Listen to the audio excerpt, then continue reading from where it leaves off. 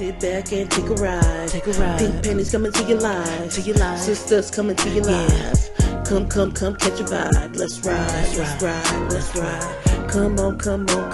Let's ride. Let's ride. Let's ride. Yeah. Sisters, we the family. Love Krystal and TT. Yeah. Fallon, that's me. Come, catch a vibe. Let's ride. Alright. Yeah. Come on.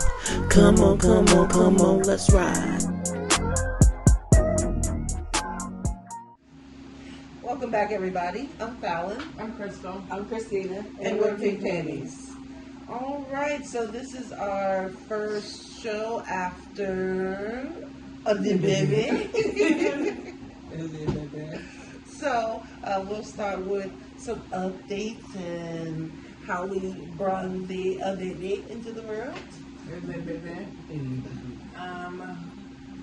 We brought a baby into the world. I don't think it was stressful, but I think it was, I guess, more so anxious or unexpected.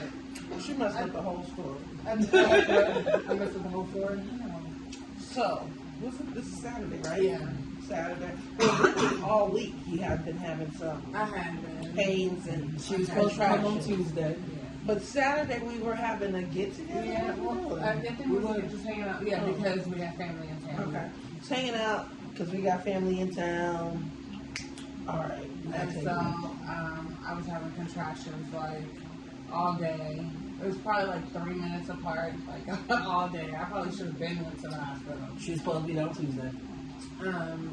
And so I think I probably waited till like the last minute to call the doctor to make sure, like, do I really need to go in? And this was Saturday the 12th.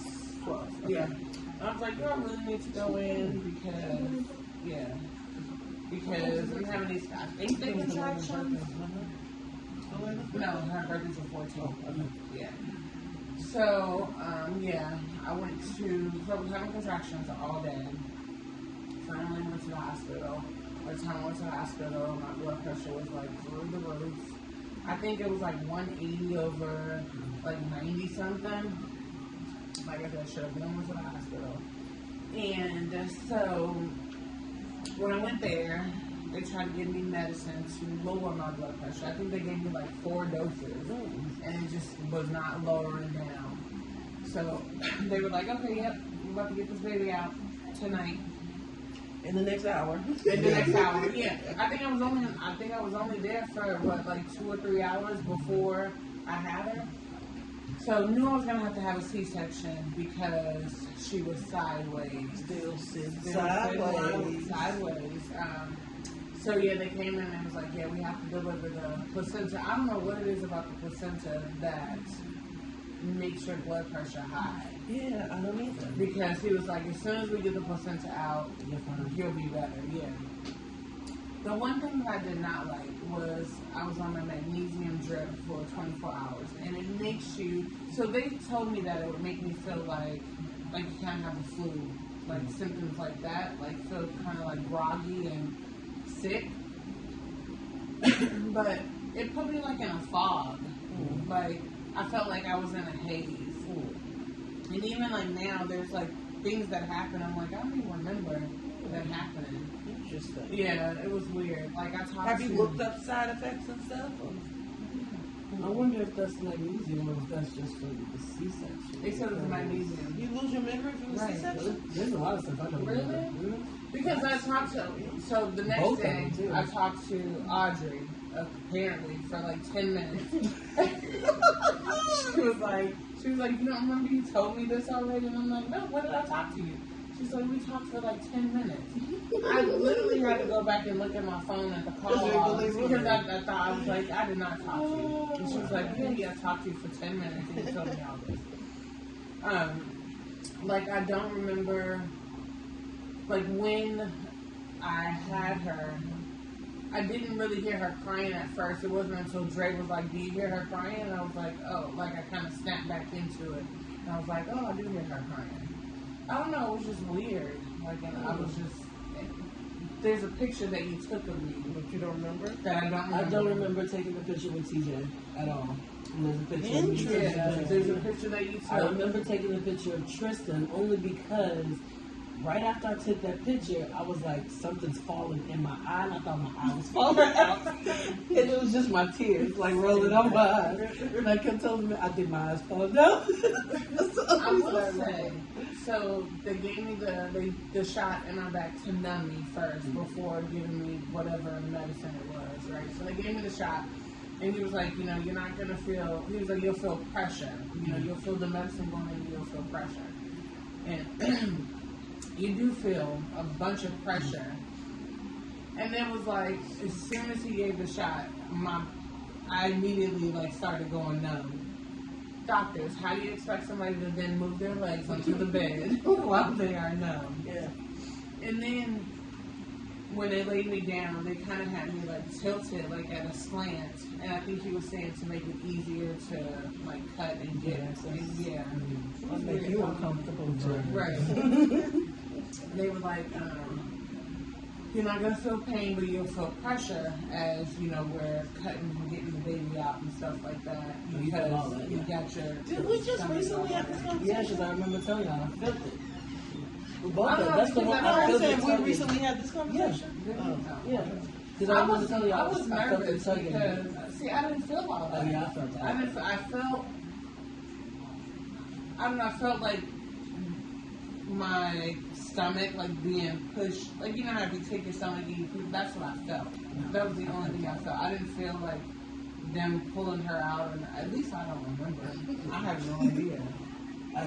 I remember a lot up until the kids got there, and then once the kids got there, it's like...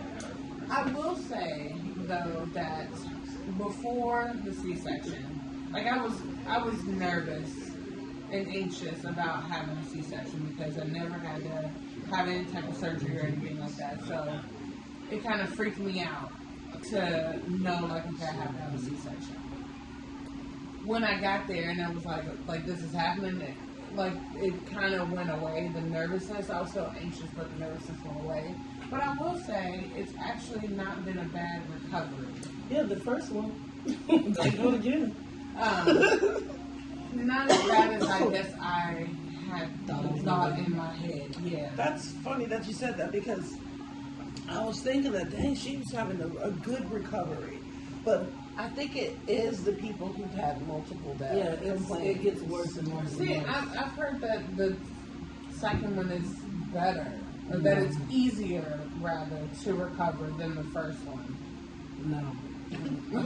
No. Who told you that? Oh, yeah, that's a lie. No, it's still painful. I think it's more painful, and I don't know if it was because I had TJ, so I was doing more, but yeah, no. It's just, no. Because I was seriously thinking about it was also a lot closer. Yeah, because the recovery hasn't been that bad. I was like, okay, I could possibly do it one more time. Because I have to have if you wait, you just wait. Don't do it like me. Just wait. Well, yeah, but wait to heal and then do it again? Yes. Well, so he's already told me I have to wait at least a year before getting pregnant again. So which means that it'll be a year and see that's if we wait the year and then get pregnant, it'll be a year and 9 months, almost 2 years. Right. And so I guess that's my thing is like, so okay, I gotta wait and then I don't know. Yeah, I've been thinking about it because now that she's here, I think I do want to try one more time to give her a sibling because I don't think I want her to be the only child. But looking at time, like I'm about to be 40 next year, so which means that I'll be trained again once I'm 40, having a baby at 41. Yeah, I mean, I know somebody who had a baby at 40. So. I mean, I do too. Yeah. Look, wait, let me think about it. Yeah, so like I said, when I think about the recovery, now, I would say the first week was, if you would ask me that first week, and that's the worst part. It's everything. After. No, it's like the first week after is all. After the first, once I got home, after the first appointment, I was fine. But that first week and a half, I should say, I was in the worst pain ever. But I also didn't have medication. I didn't have my belly band. I didn't have a lot of stuff that you had. I think it's crazy that if people don't have the belly band. Yeah, because you literally walking around holding in your guts, basically. Insane. Yeah. That's insane. And then on top of that, I'm holding in my guts, holding the child breastfeed. Like that. I don't recommend that. No.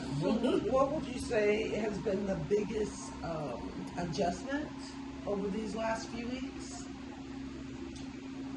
Lack of sleep. Nobody can prepare you for it. No. Because I know we told y'all over and over again, but nobody can truly prepare you for how life is without sleep. I thought that, during the third trimester I didn't sleep. Psych. Now it's more like, because they say it's really sleep when she sleep or sleep when the child is asleep. Right. I'm not a toddler. I just can't fall asleep whenever. Okay. Not only that, I think it's just your anxiousness and your anxiety. Yeah, as a first time mom, you can't sleep. There ain't gonna be no way. Not to mention, the first time one girl over there likes to gag. So trying to lay her down flat on her back, and then worrying about if she's about to gag in her sleep or throw up, or worrying about. I think one time we both fell asleep, and I woke up and she had throw up on the side of her mouth, and I felt so bad that she threw up because I didn't hear her throw up or nothing like that, and I was like, okay, that's it.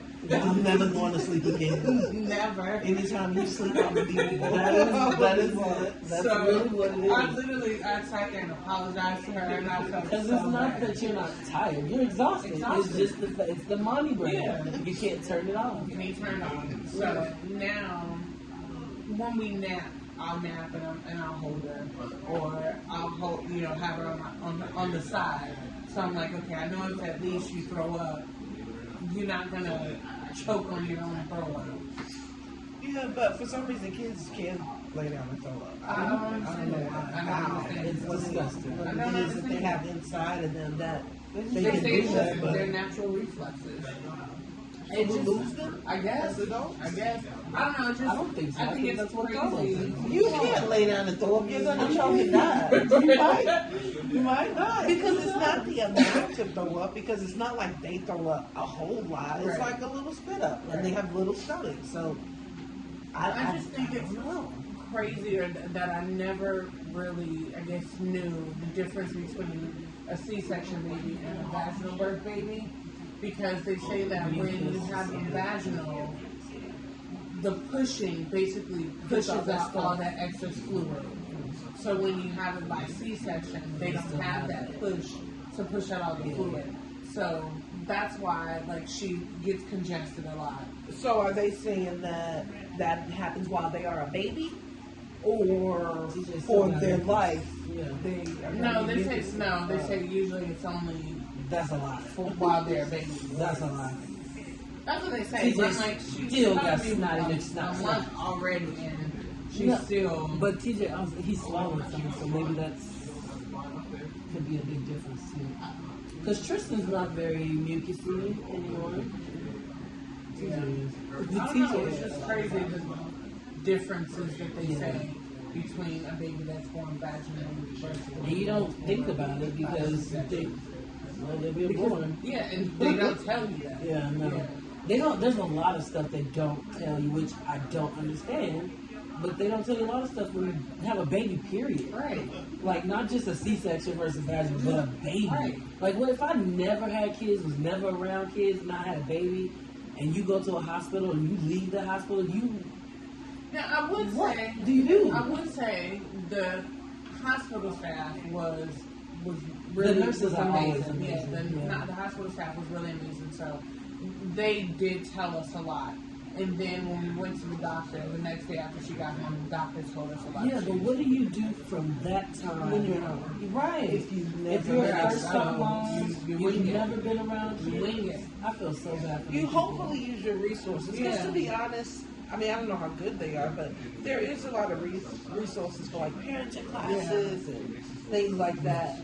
I mean, you have to have somebody to tell you, Yeah. or you have to do the research yourself. Right.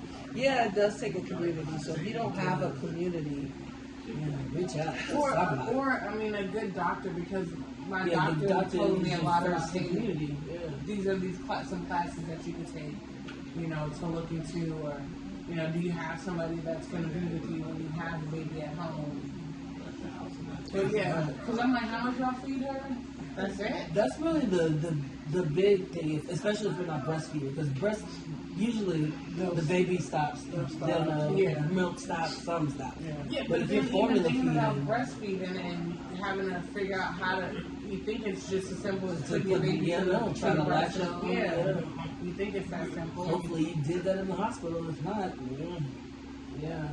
There's a lot of stuff that is just not talked about.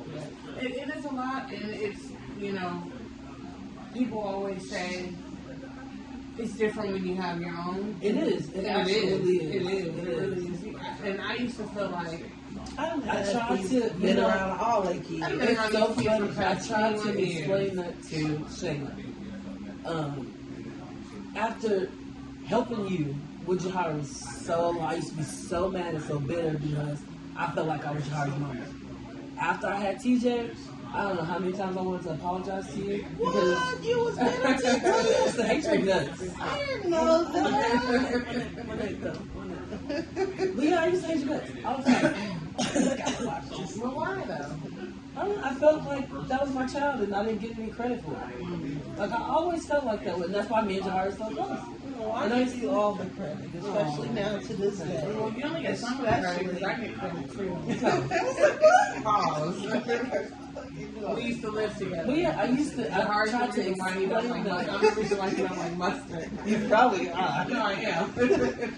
But I tried to explain that to Shayna, like, that's the worst excuse to give to somebody that don't have kids, but it is so true.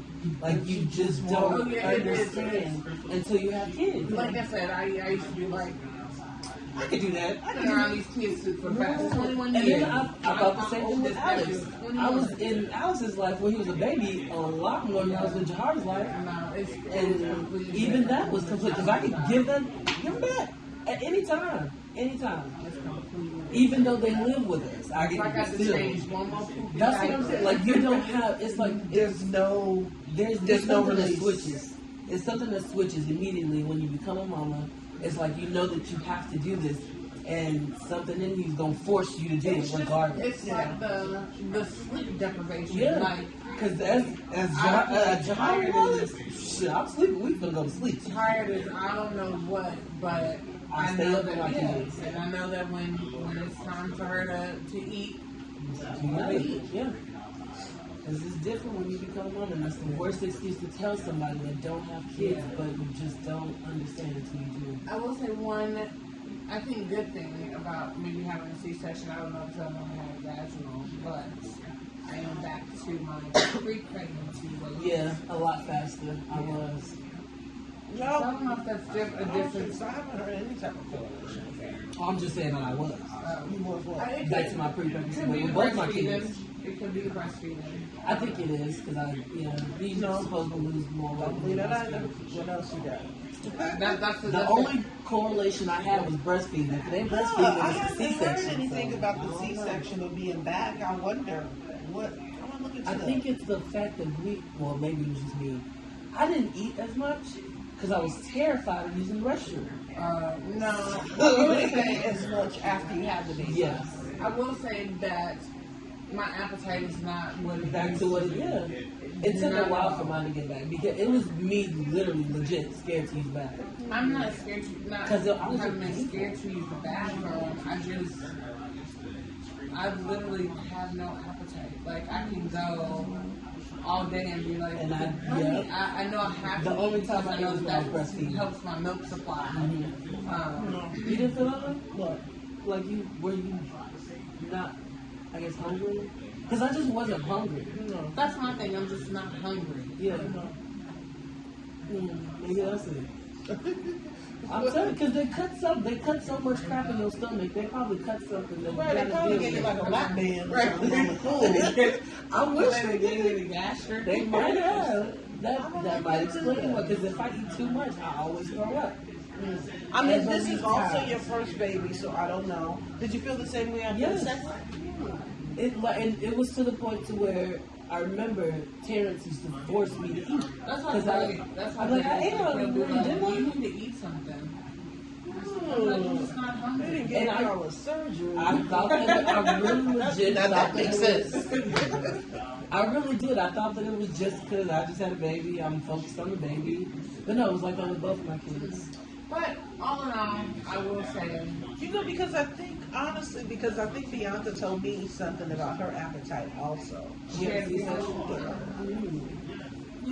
But he gave us all that bands and then tell me I about will it. say, I do think that I want to. You should do it again. You should. I should have to. To be honest, I actually miss being pregnant. Like now that I'm not pregnant anymore, I miss being pregnant. That's the one thing I don't want. I just don't want. If I could have a baby without being pregnant, without going through delivery, I might consider it. Wow. If I could be pregnant without having the baby and gaining the weight, then I would be pregnant. Because there are definitely a lot of aspects about being pregnant that I miss. For the most part, my pregnancies were pretty decent. So, like, yeah, I could, but no, I don't have to eat. All I missed was the first trimester sleep. That is I think I could go for one more. That's it. So, do you have any tips for first time moms? I would just say, just trust your instincts. I guess trust your gut. Trust your motherly instincts. Yeah, because I mean, I can say do this or do that, but what might work for me might not work for somebody else. So I don't think your instincts are going to steer you wrong, especially when it comes to how to take care of your child. So I would just say trust your instincts. I feel like taking care of a baby is like common sense. You might change their diaper and think feed so. them. You might think so, but I mean, every child is different. It can be difficult, but you know what? Do the same thing over This and is over. what I would say. I would say it is the most simple thing to do. That's what I mean. But it's not the easy. most difficult. Right. It's not easy. I think it gets not easy when they are frustrated, when they are crying, and doing those things. But it is the simplest things. It's very simple. That's why I love when they're either sleeping, they need to be changed, or they're hungry. That's it. Or maybe just want to want be some- comforted. Because they were in your stomach for so long, they just overstimulated. But it's not a lot outside of, or sick, outside of that anything that they need. That's why I love infants. That's why I say it's the most simple thing to do. It's when just they not become easy. toddlers. You know, when you are already tired and you gotta wake up at 2 o'clock in It's the morning. draining. Yeah. And then they still don't want to go to sleep. They want That's to where cry. the motherly love and the fatherly love kicks in. Because Yeah. if you don't love them kids, you know Because there's been times when she'll just scream, and it's like 2 or 3 o'clock in the morning, and I'm walking up and down the stairs like, come on, let's maybe change scenery. Let's go to another room. Like, okay, you don't want to do that? All right, let's listen to your sounds. We have this hatch, and it just plays like white noise sounds. So we're like, all right, maybe you want to listen to it. Okay, you don't want to do that either. All right. Yeah, no, I never Eventually, you'll go to sleep. Eventually. It's a lot about energy. It's a lot about your energy. Yeah. If you are calm with the baby, 9 times out of 10, the baby will be calm with you. I learned that with TJ. But yeah, all in all, I think just one more time though. She said that quick. Just one more time. That's it. Well, on that note, let's get into the show. Sit back and take a ride. Pink pennies coming to your life. Sisters coming to your life. Come, catch a vibe. Let's ride. Come on, let's ride. Yeah. Sisters, we the family. Love Krystal and TT. Yeah. Fallon, that's me. Come, catch a vibe. Let's ride. Alright. Yeah. Come on, let's ride.